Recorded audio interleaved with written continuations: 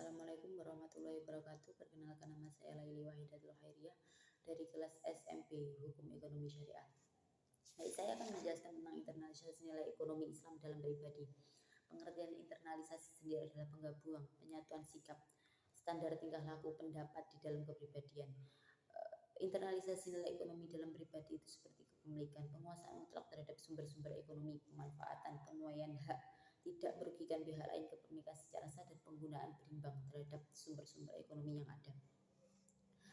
Internalisasi sendiri adalah penggabungan, jadi menggabungkan antara nilai-nilai ekonomi dengan tingkah laku kita sendiri.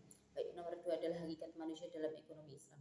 Sebagai kemanusiaan, ekonomi Islam melihat aspek kemanusiaan atau humanity yang tidak bertentangan dengan aspek wilayah. Manusia dalam ekonomi Islam merupakan pemeran utama dalam mengelola memakmurkan alam semesta, disebabkan karena kemampuan manajerial yang telah dianugerahkan Allah Subhanahu wa taala kepadanya.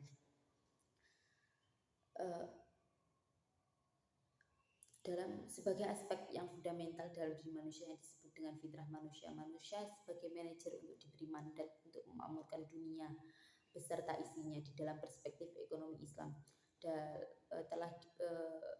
Ekonomi Islam telah diberi jalan terbaik untuk merealisasikan potensi dengan fitrahnya sebagai makhluk termorfis dalam aspek ekonomi dengan selalu bersandar pada nilai moral dan spiritual.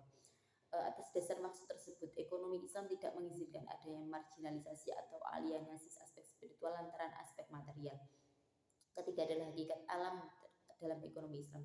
Allah bersifat maha pencipta, maha perencana, maha pengetahui, dan pemelihara dalam menciptakan alam semesta yang tentunya sudah memperhitungkan kebutuhan-kebutuhan yang ada dalam alam semesta. Allah akan memelihara alam semesta ini sampai akhir zaman. Kebutuhan manusia di muka bumi sekiranya cukup. Pada hakikatnya alam sebagai pemenuh kebutuhan dalam ekonomi Islam.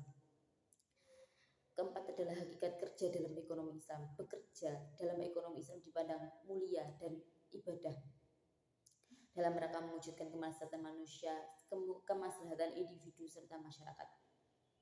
Bekerja dalam ekonomi Islam merupakan suatu keharusan sebagai kewajiban syara.